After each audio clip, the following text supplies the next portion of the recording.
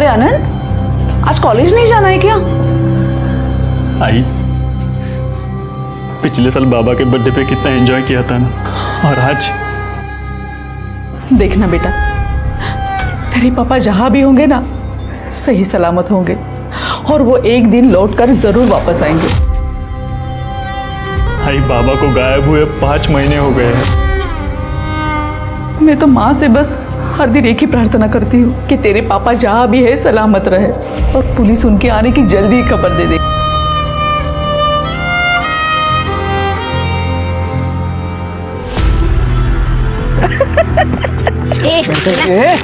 क्या कर रही है तू?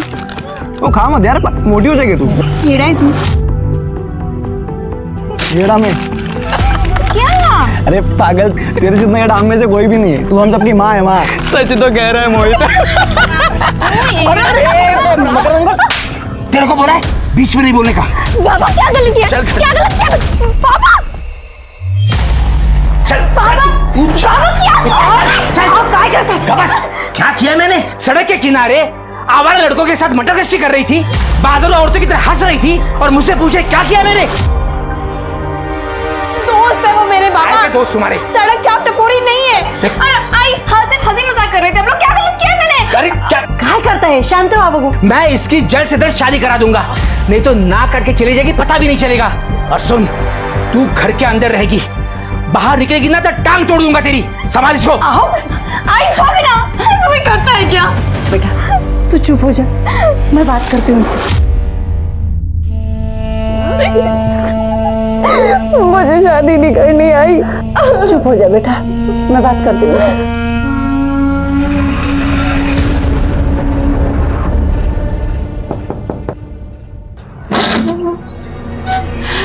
अरे माँ, आप आइए ना माँ। सुशीला माँ की, सुशीला माँ की, सुशीला माँ की। खुश रहो।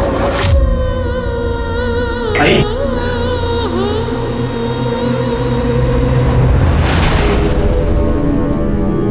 काम से बाहर जा रहा हूँ, थोड़ी देर में आ जाऊंगा। अब आप आइए ना माँ, बैठिए यहाँ, आइए आइए।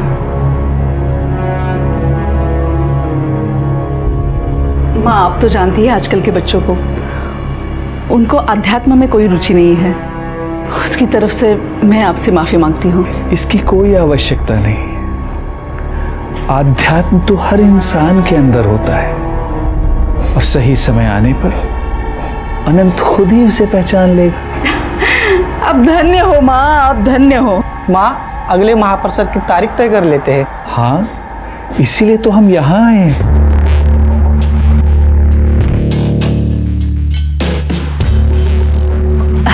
माँ, ये रहा पंचा।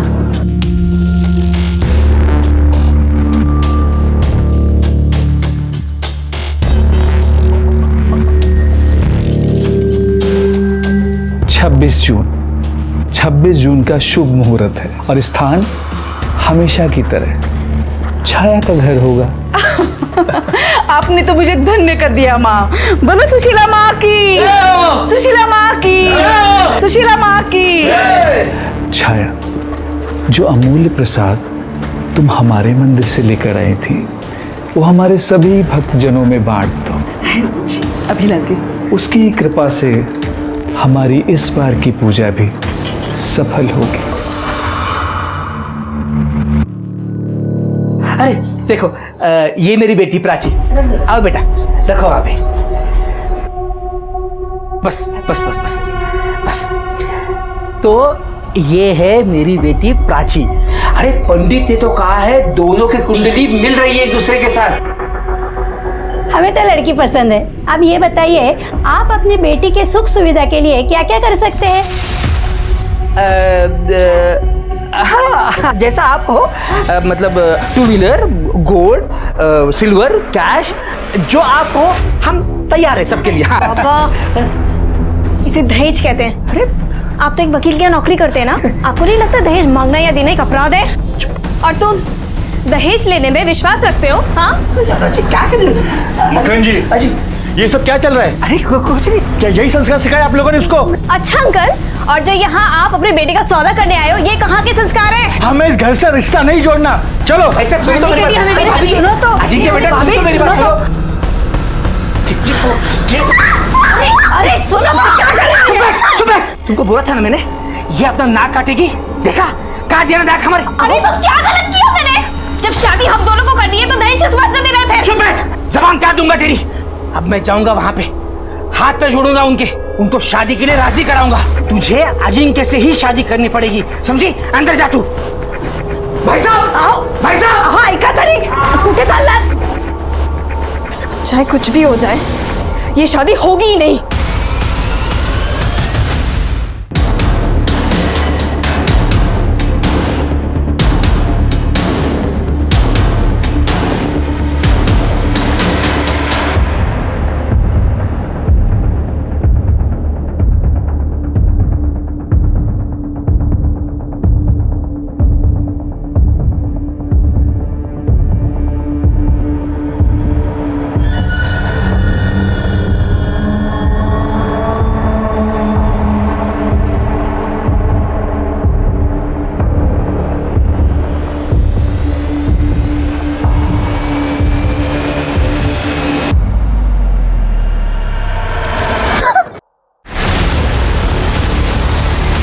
खुश रहो।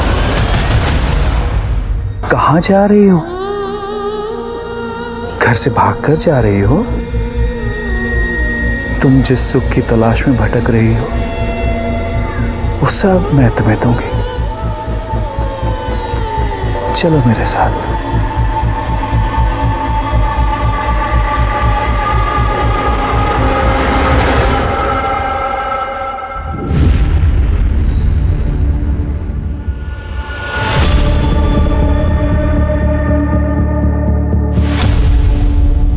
नमस्कार, मैं सोनाली कुलकर्णी क्राइम पेट्रोल सतर्क के इस नए अध्याय में आपका स्वागत करती हूँ। आज के मॉडर्न जमाने में जहाँ लोगों को सुलझा हुआ और बहुत समझदार होना चाहिए, वहीं लोग अजीबोगरीब प्रथाओं और गतिविधियों में लिप्त नजर आते हैं।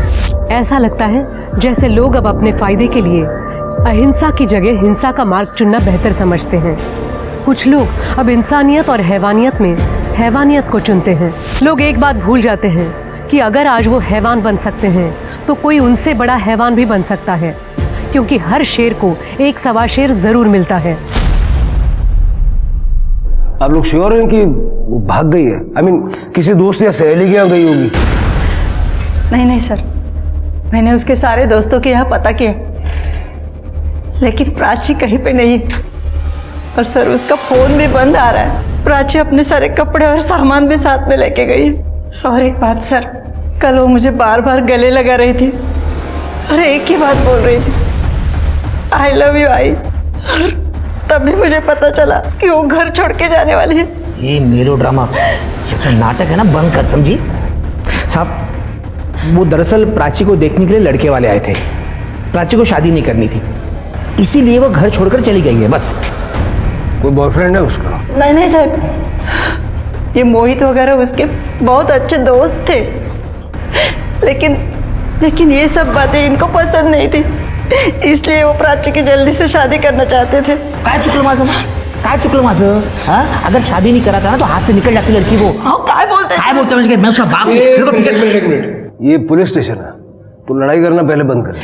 देखिए साहब, मैं मानता हूँ प्राची उन आवारा लड़कों के साथ खुलकर हंसी मजाक करती थी, मुझे बिल्कुल पसंद नहीं आता था। अरे लड़की की जात है, कुछ तो कंट्रोल में होना चाहिए कि नहीं, बताइए?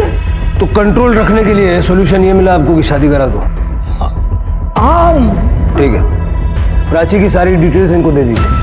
फोटो लाइयो, चलो। इनके मोहल्ले वाले और पड़ोसियों से जरा बात करके देखो, और बस स्टैंड और ऑटो टैक्सी स्टैंड वहाँ भी पूछो। कल ही गई है तो हो सकता है किसी ने देखा हो। Okay sir.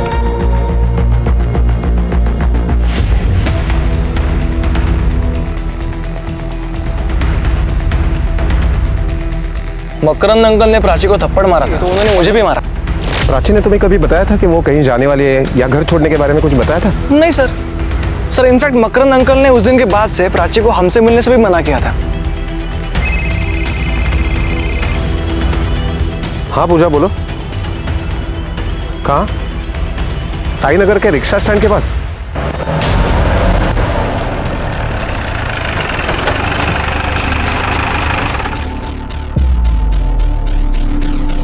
कल रात को प्राची नाम की एक लड़की मिसिंग है। उसका लास्ट लोकेशन यहीं का दिखाई दे रहा था, करीब 2 बजे। कुछ याद है? नहीं, कुछ याद नहीं है साहब।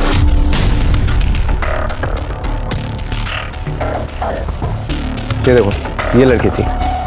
हाँ, याद आया साहब। वो क्या हुआ ना, कल मैं मेरा टिफिन दुकान पे ही भूल गया था, इसलिए मैं रात को लेने को आया। तब मैंने इस लड़की को एक औरत के साथ देखा था साहब। कौन थी वो औरत? वो तो पता नहीं साहब, क्योंकि मैं उसे ठीक से देख नहीं पाया साहब, लेकिन अच्छे घर के लग रही थी साहब, क्योंकि साड़ी और जेवर पहनी थी उसने। और कुछ याद आ रहा है? नहीं साहब। इसका मतलब है प्राची ने टैक्सी या ऑटो नहीं ली थी, लेकिन वो गई कहाँ?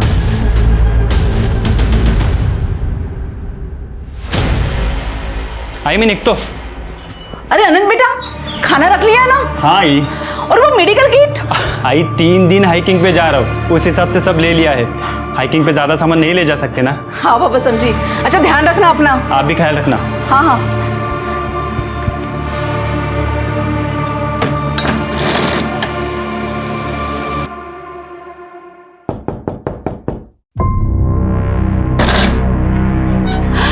सुशीला माँ, आइए आइए। सुशीला माँ की जय हो।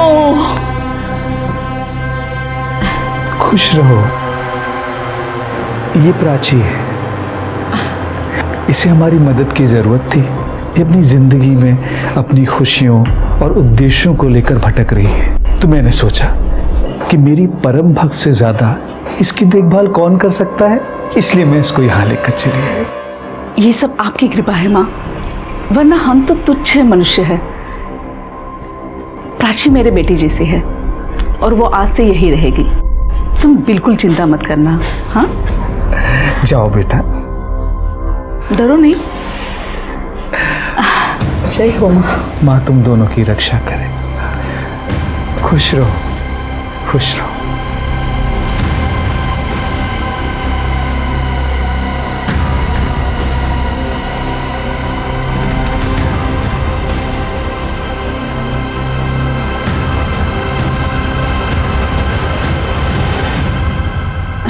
प्राची, इसे बस अपना ही घर समझना, बिल्कुल चिंता मत करना। हाँ चलो आओ। अरे शर्मा क्यों रही हो, आओ, तुम्हें तुम्हारा कमरा दिखाती हूँ। आ जाओ।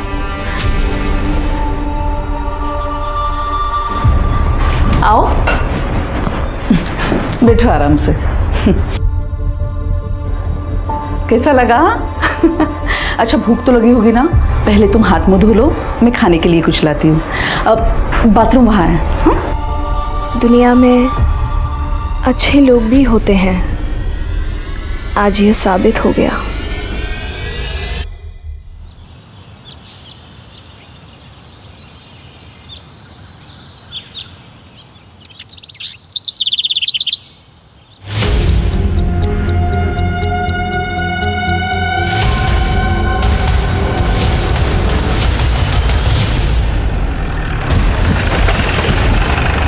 सर उधर।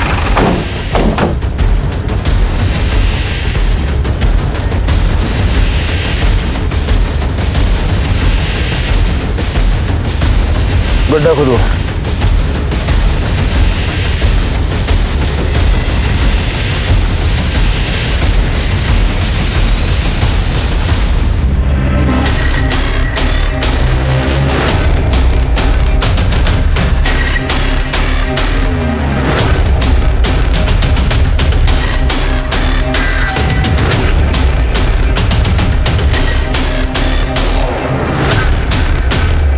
सर 4 स्केलेटन्स मिले हैं। सर ये देखिए।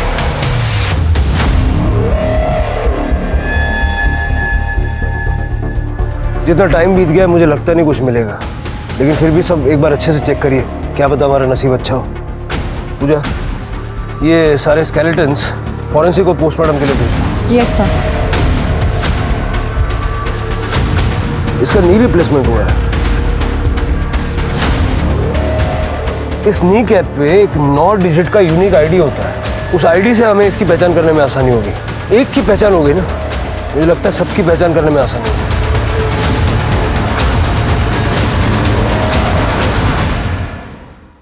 वाह काकी, ये कुर्ता कितना सुंदर है।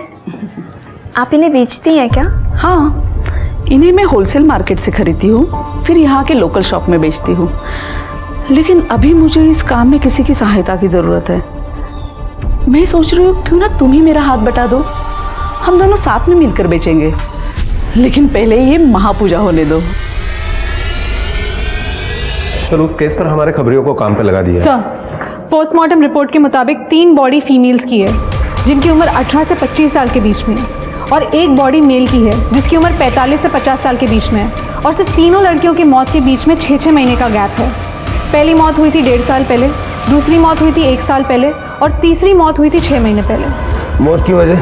सर, किसी भारी चीज़ से बार बार वार करने की वजह से मौत हुई थी। और वो आदमी? सर, उसकी मौत 5 महीने पहले हुई थी, लेकिन मारने का तरीका सेम था।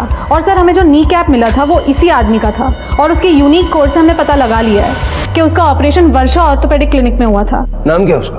प्रमोद मसूरकर, गोकुल सोसाइटी में रहता था।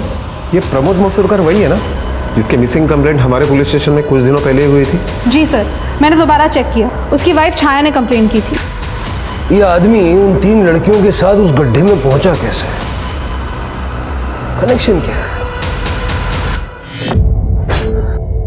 अरे अनंत, तू तो 3 दिनों बाद आने वाला था, इतनी जल्दी कैसे आया? तबीयत ठीक नहीं लग रही थी इसलिए वापस आ गया। क्या हुआ तेरी तबीयत को? ठीक तो है? छाया मसूरकर? जी हाँ, आइए ना, अंदर आइए। आपके पति प्रमोद मसूरकर के बारे में बात करनी थी। अब कहाँ है मेरे पति, कुछ पता चला क्या? देखिए, मुझे बताते हुए अफसोस हो रहा है कि उनकी मौत हुए काफी दिन हो चुके हैं। क्या?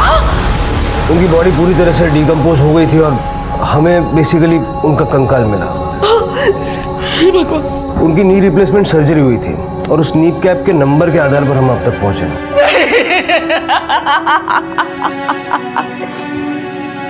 ये नहीं हो सकता अनंत, ये क्या हो गया? इन्होंने कभी किसी का कुछ बिगाड़ा नहीं था, किसने किया इनके साथ?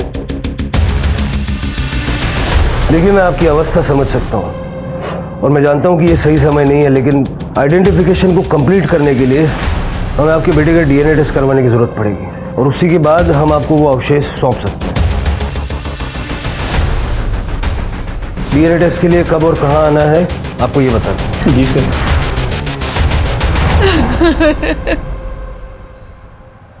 आंटी, आंटी क्या हुआ? रज बेटा, मैंने तुम्हें बताया था ना मेरे पति गुम हो गए। हाँ, अभी अभी पुलिस ने आकर बताया कि उनकी लाश मिल चुकी है। आई, ये कौन है? ये प्राची है बेटा, ये भी बड़ी मुसीबत में थी। सुशीला माँ ने मुझे इसकी देखभाल करने के लिए बुलाया।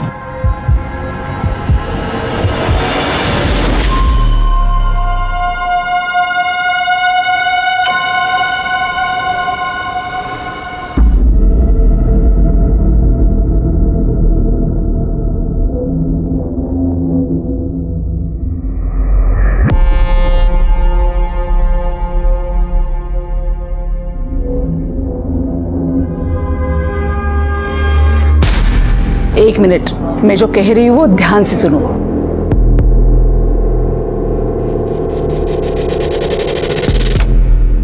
एक क्लू इतना बारीकी से देख लिया, लेकिन अभी तक ये समझ में नहीं आ रहा है कि एक कैब ड्राइवर प्रमोद मसूरकर को कोई क्यों मारेगा। सर, ऐसा भी तो हो सकता है ना कि तीसरी लड़की की लाश को जब कातिल गड्ढे में डाल रहा था तब प्रमोद मसूरकर ने कातिल को देख लिया और इसीलिए कातिल ने उसे मार दिया। ऐसा होता तो कातिल उसको ऑन द स्पॉट मार डालता, 1 महीना वेट क्यों करता?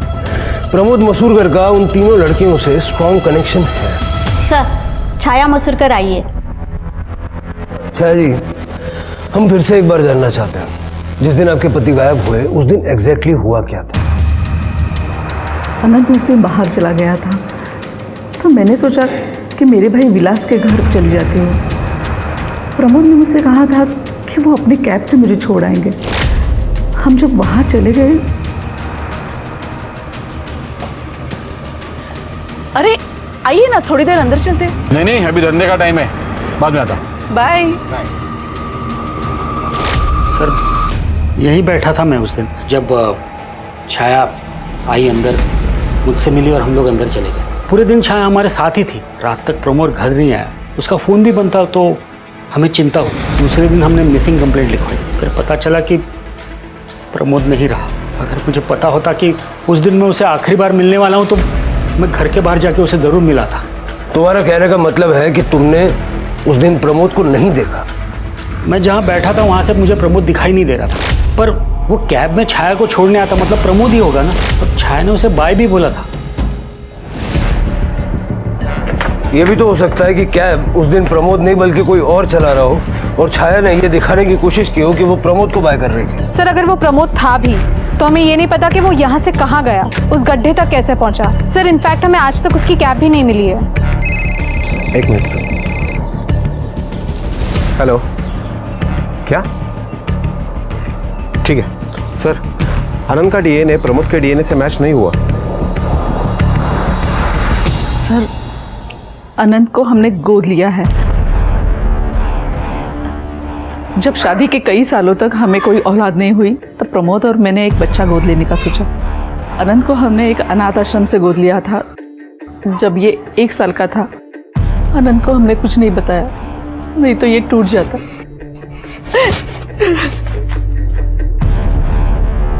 मेरा आनंद समझदार है, वो समझ जाएगा। विलास ने हमें बताया कि आखिरी दिन वो प्रमोद से मिला नहीं। प्रमोद ही आपको विलास के घर छोड़ने आया था? हाँ बिल्कुल, भला उनकी कैब और कौन चलाएगा, और मैं किसी और को क्यों चलाने दूंगी। देखिए इंस्पेक्टर साहब, मेरे पति के जाने के बाद आप उन्हें और मुझे बदनाम मत कीजिए। मैं अपनी जिंदगी में सब कुछ खो चुकी हूँ, अब मुझे मेरी इज्जत और सम्मान नहीं खोना है।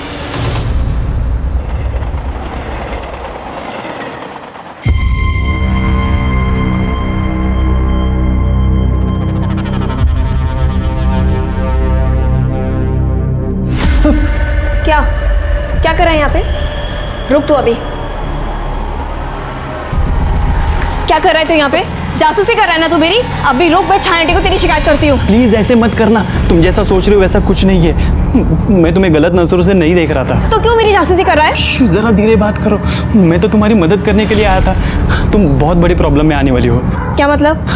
तुम्हें जल्दी बेच दिया जाएगा, कब और कहाँ ये नहीं पता। अच्छा, और कौन करेगा ऐसा? यहाँ मैं छाया आंटी के साथ ज्यादा सेफ हूँ। मेरी आई ही तुम्हें बेचने वाली है, तुम्हारी बोली लगने वाली है।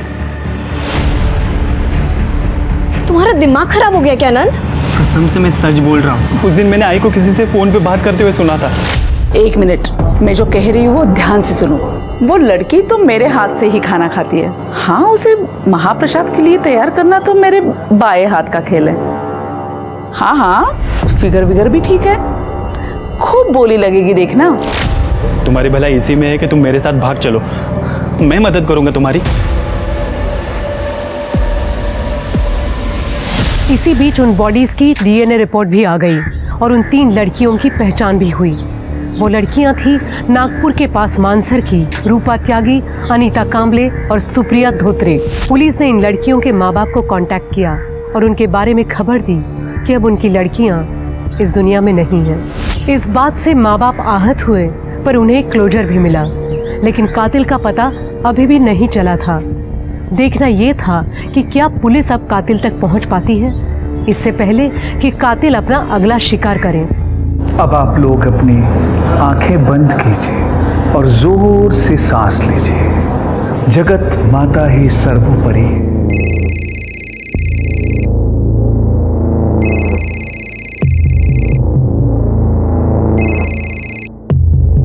आंखें बंद कीजिए और एक लंबी सांस लीजिए।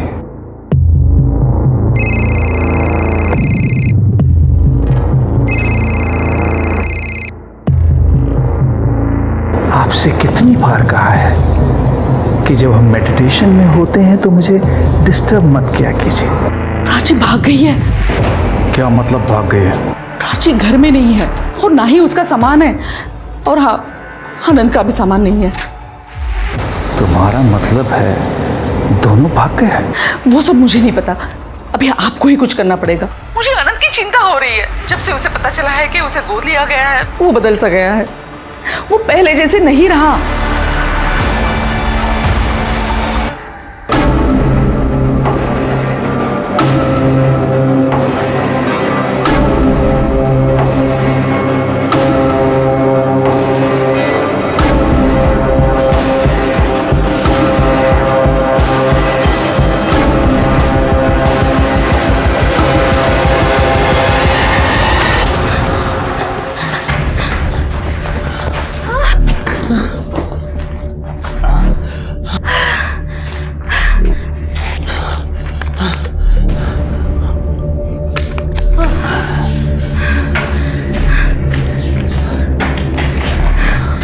मुझे यहाँ क्यों लेके आए हो?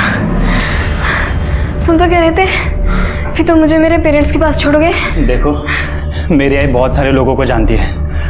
अब तक उसने लोगों को हमारे पीछे लगा दिया होगा और वो सबसे पहले तुम्हारे घर जाएंगे। तो हमारी भलाई इसी में है कि हम कुछ दिन छुप के रहें। उसके बाद मैं तुम्हें तुम्हारे घर ले जाऊंगा, पक्का।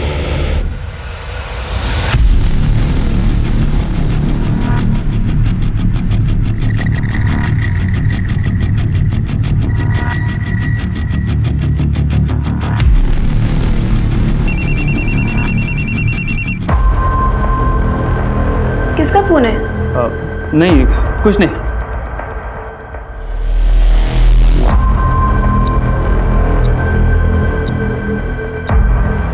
अरे भाई, इसको देखा किधर? देखिए लड़की को। अरे हाँ, आगे जो बिल्डिंग का काम चल रहा है ना, उसमें जाते हुए देखा है। हाँ भाई। अरे बस क्या यार, अरे मैंने अभी तक उसे इस्तेमाल नहीं किया है। भाई तूने पैसे दिए, वो तेरी है। भाई पे भरोसा नहीं है क्या? हाँ भाई, टेंशन मत लेना।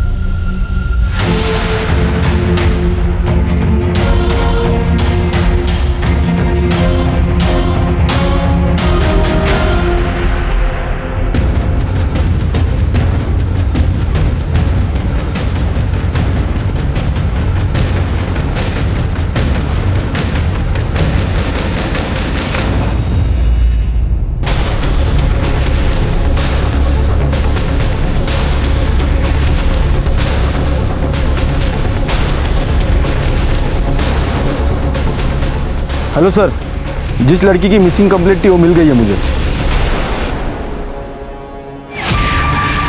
सर, वो साड़ी वाली लेडी मुझे ढाबे के पास मिली थी। वो मुझे घर में लेके गई। उस औरत ने मुझे रहने की जगह दी, खाना दिया और ये भी कहा था कि वो मुझे आगे जाके काम भी देगी। नाम क्या है उन औरतों का? सुशीला माँ और छाया मसूरकर। छाया आंटी गोकुल सोसाइटी में रहती है। छाया मसूरकर? हाँ। इनका बेटा है ना अनंत? हाँ सर, अनंत। सर, उसी ने मुझे बताया था कि छाया आंटी मुझे बेचने वाली है। उसने मुझे घर से भागने में मदद भी की, लेकिन सर वो भी झूठ बोल रहा है। मैंने अभी तक उसे इस्तेमाल नहीं किया है। भाई तूने पैसे दिए, वो तेरी है। भाई पे भरोसा नहीं है क्या? तो इसका मतलब जब हम छाया मसूरकर के घर उनके पति की मौत की खबर देने गए थे, तुम उसी घर में थी? पर सर, जब तक मैं बाहर आई आप लोग जा चुके थे। और जब हम उनको ये बताने गए थे कि अनंत का डीएनए प्रमोद से मैच नहीं करता, तब? सर, छाया आंटी ने बताया था कि आप लोग आने वाले हैं और मैं बाहर ना आऊँ। अगर मैं बाहर आती तो आप लोग मुझे मेरे पापा के पास सौंप देते। सर, छाया के घर पे जाने के पहले हम लोगों ने उसे फोन किया था।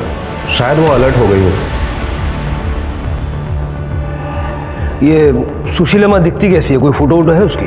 नहीं सर, फोटो नहीं है, लेकिन वो साड़ी पहनती है, बड़ा टीका लगाती है और बहुत सारे जेवर पहनती है। एक मिनट। हेलो,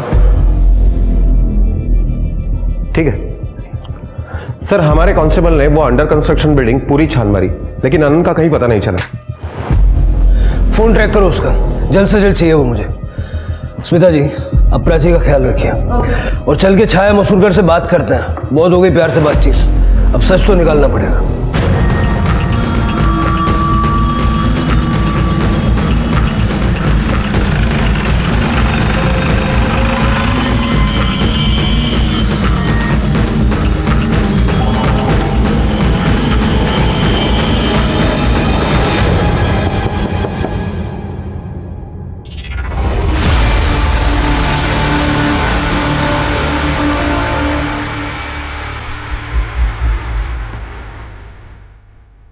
पूजा,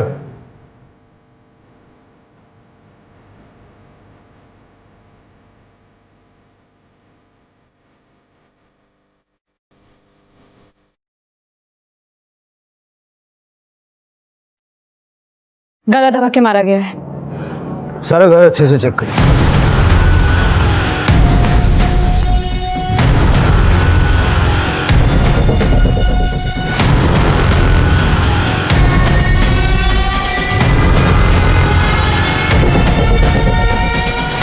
सर, शायद इससे गला घोटा गया। सर, दरवाजे पर फोर्स एंट्री के कोई भी निशान नहीं मिले। इसका मतलब है छाया कातिल को जानती थी और छाया का मोबाइल भी गायब है।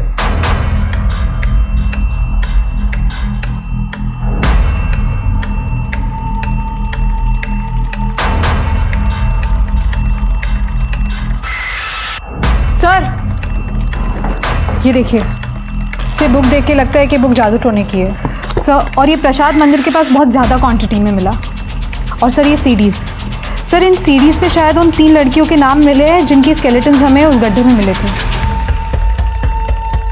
सुप्रिया धोत्रे, अनीता कांबळे, रूपा त्यागी।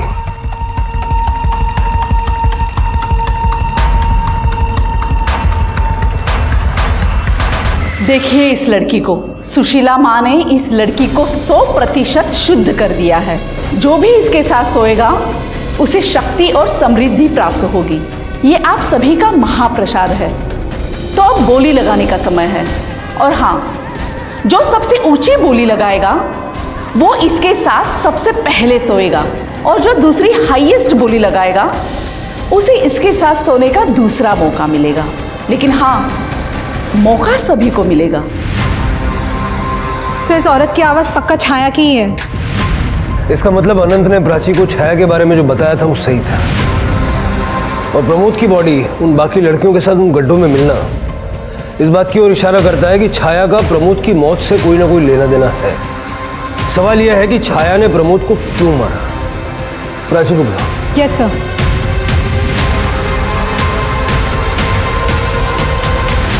प्राची, क्या अनंत ने घर से भागने से पहले छाया का खून किया था? नहीं सर, नहीं पता। उस दिन हम लोग सुबह जल्दी निकल गए थे घर से। तो हॉल खाली था? जी सर। इसका मतलब अनंत ने वापस आकर छाया का खून किया, या हो सकता है छाया को किसी और ने मारा है। प्राची, प्राची, बाबा, बाबा,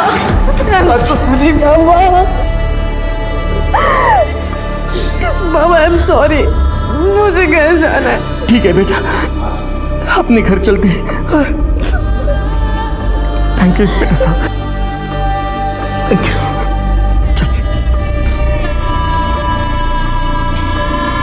सर, आनंद पकड़ा गया है। हम उसे पुलिस स्टेशन लेके आए हैं।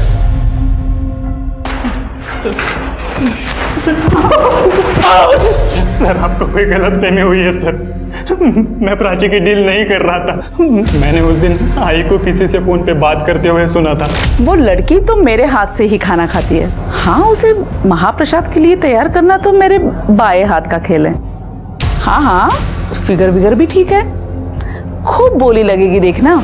लेकिन मुझे नहीं पता वो फोन पे किसके साथ बात कर रही थी। मुझे यकीन ही नहीं हुआ कि मेरी सीधी सादी आई ऐसा भी कर सकती है। उस दिन मैंने अपने कानों से सुना, इसलिए मैंने प्राची को बचाने का सोचा सर। ताकि तू प्राची को किसी और को बेच सके। बोल। नहीं सर। किसको बोल रहा था? जब मर्जी आके ले जाना। सर, वो मैं अपने दोस्त के सेकंड हैंड कार के बारे में बात कर रहा था। आगे मैंने किसी को बेची थी, ब्रोकरेज के लिए कर रहा था सर। सर कसम से मैं प्राची के बारे में बात नहीं कर रहा था। जब प्राची तेरे हाथ से निकल के भाग गई तो घर जाके अपनी आई का मर्डर कर दिया। सर कसम से मैंने अपने आई को नहीं मारा। मैं तो घर जाना ही नहीं चाहता था। मैंने सोचा मुंबई जाऊंगा, अपनी लाइफ बनाऊंगा। सर हाँ, कल सुबह सुशीला माँ घर आने वाली थी आई को मिलने।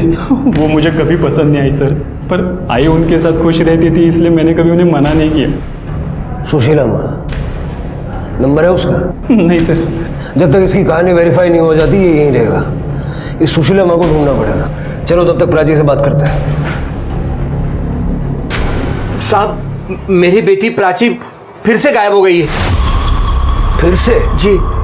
कैसे, क्या हुआ, क्या था? साहब, प्राची के घर आने के बाद मैं शिरडी चली गई थी साईं बाबा का दर्शन करने, और आज सुबह जब मैं आई घर पे तो प्राची घर पे नहीं थी। हाँ साहब, रात तक सब कुछ ठीक ठाक था साहब। प्राची इसके आने का इंतजार भी कर रही थी। सुबह उठकर मैंने देखा तो प्राची घर पर नहीं थी। उसका फोन भी यहीं पे पड़ा हुआ था। ऐसे कैसे फोन छोड़ के चली गई? कहाँ गई होगी?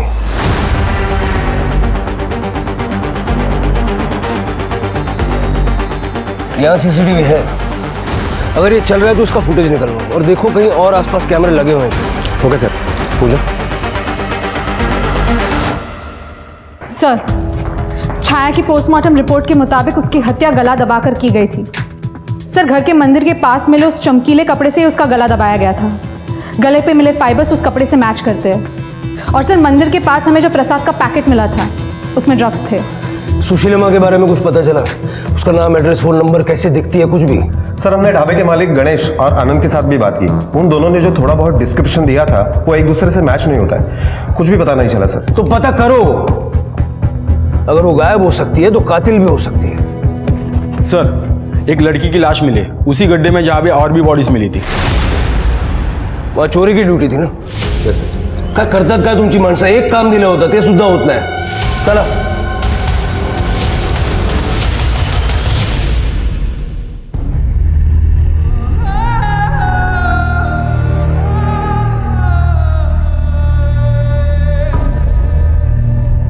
सॉरी सर, मुझे थोड़ी आग लग गई थी सर, इसलिए ध्यान नहीं दे पाया। कल आके अपना लेटर ले जाना, अरे जाके आराम से सोना। Sorry sir.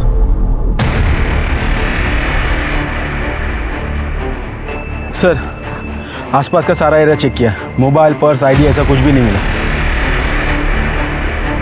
सर, प्राची के प्राइवेट पार्ट्स के आसपास काफ़ी चोट आई है, काफ़ी टॉर्चर किया गया है उसे, रेप के भी चांसेस है। सीमेन सैंपल से क्लियर हो जाएगा। बॉडी को पोस्टमार्टम के लिए भेजो और अनंत का सीमेन सैंपल से मैच करने दो। Yes sir.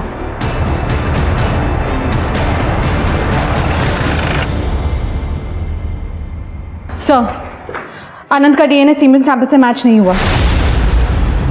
इसका मतलब अनंत ने रेप नहीं किया, लेकिन इससे यह साबित नहीं होता कि अनंत ने प्राची को किसी और को नहीं बेचा। सर, प्राची की पोस्टमार्टम रिपोर्ट के मुताबिक उसका कत्ल बार बार किसी भारी चीज से वार करने की वजह से हुआ है, जैसे कि बाकी 3 लड़कियों का हुआ था। सर, प्राची की बॉडी से 5 लोगों के सीमेन सैंपल्स मिले। सर, बहुत ही कम समय में 5 लोगों ने उसके साथ गैंगरेप किया था।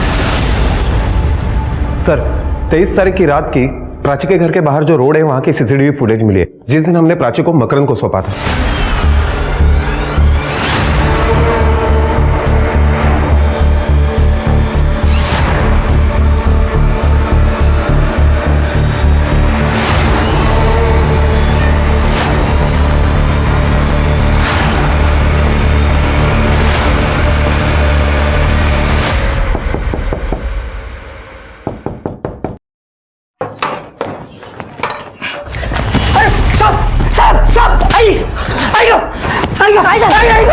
सब क्यों मार रहे मुझे? कौन थी वो औरत? कौन थी वो औरत जिसके हवाले तूने प्राची को किया? बोलने तो हड्डी पसली एक कर दूंगा। साहब, आप इन पे क्यों हाथ उठा रहे हो? जब ये बताएगा ना इसने क्या किया है, आपका भी हाथ उठेगा इसके ऊपर। बता दो साहब, बता दो साहब। साहब, उस दिन एक औरत हमारे घर पर आई साहब, उसने कहा प्राची अब शुद्ध नहीं रही, वो कई लोगों के साथ सो चुकी है। अगर ये बात समाज में पता चलती तो क्या होता हमारा? साहब, वो औरत प्राची के बदले में मैंने पैसे ले लिए साहब। प्राची के दूध में मैंने बेहोशी की दवा डाल दी और जब प्राची बेहोश हो गई तब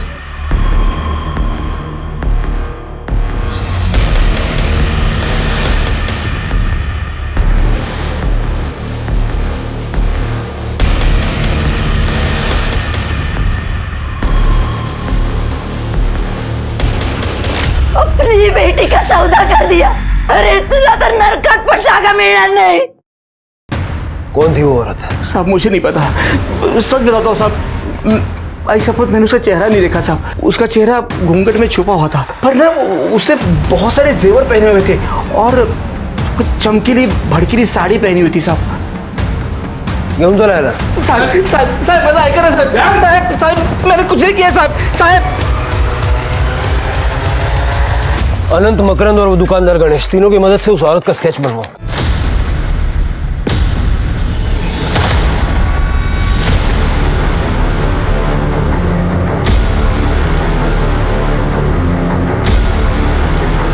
यही है वो औरत, यही है सर, यही है सुशीला माँ।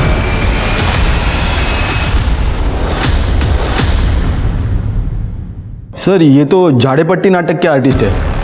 हमारे गांव में मैंने इसे देखा था सर। इनका ग्रुप है, गांव-गांव में जाके नौटंकियां करता है। इसका असली नाम क्या है? सर नाम तो नहीं पता। अपने गांव में बात करो और इसकी नाटक मंडली और इसका नाम जरा पता करो। Okay sir. जरा पता तो चले ये सुशीला माँ है कौन।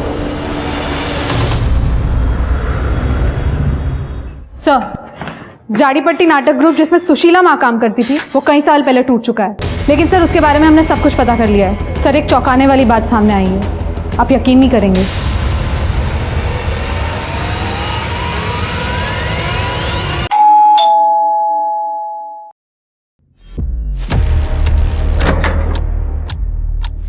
जी सुहास मात्रा। हाँ मैं हूँ। अरे सर क्या बात क्या है सर? उस बैग में क्या है?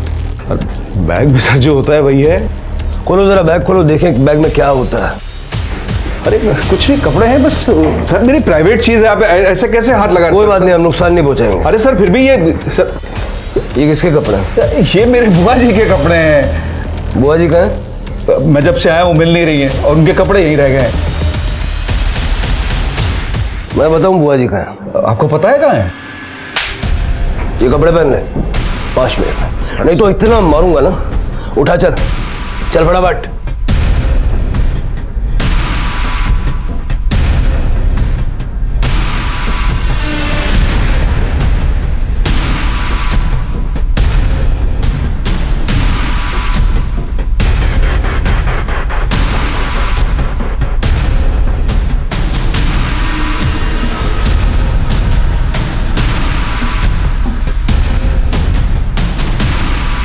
खुश रहो।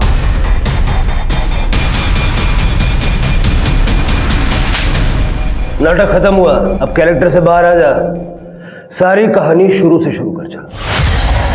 सर गांव में मेरी नाटक कंपनी खत्म होने की कगार पे थी, तो मैं शहर चला आया और यहाँ झाड़ीपट्टी नाटक में मैं औरत का रोल करने लगा। और औरत का रोल करते करते मुझे एक आइडिया आया कि क्यों ना मैं सुशीला माँ बनकर आध्यात्म में लोगों को फंसाकर उनसे पैसे कमाऊं। और सर मैंने ऐसा किया भी, और तभी मुझे छाया मिली।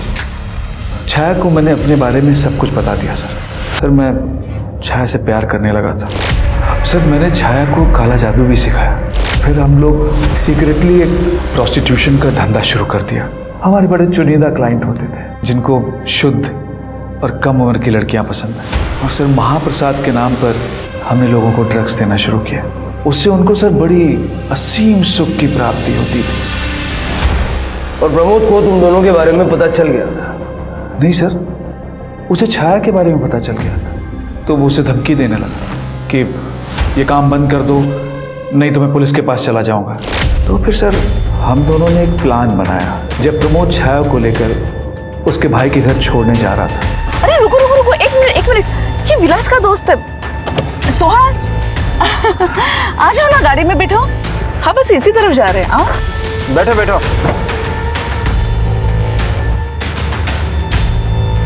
बस यहीं रोक दीजिए। यहाँ कहाँ उतरोगे?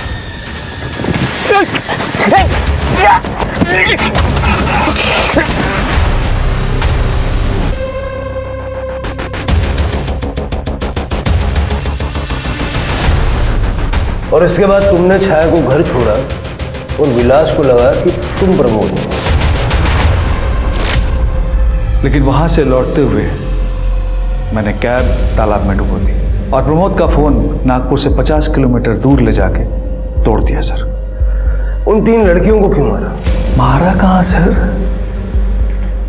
बलि दी है अपने क्लाइंट्स की तरक्की के लिए।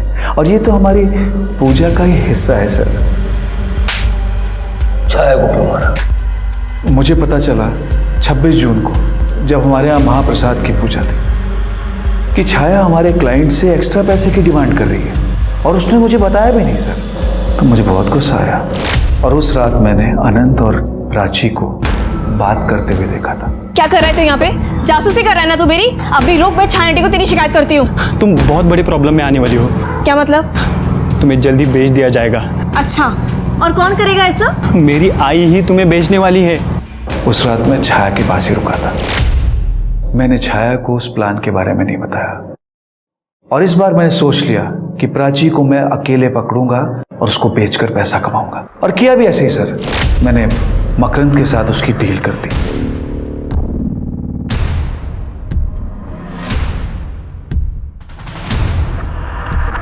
लेकिन छाया भी बहुत चालाक थी। उसे एक दिन पहले ही पता चल गया था, तो उसने मुझे अपने घर बुलाया और धमकी देने लगी। मैं तुम्हारे बारे में सब कुछ सच सच बता दूंगी। मैं पुलिस भी जाऊंगी, तुम्हारा बहाना फोड़ दूंगी मैं। अभी बताती हूँ इसको।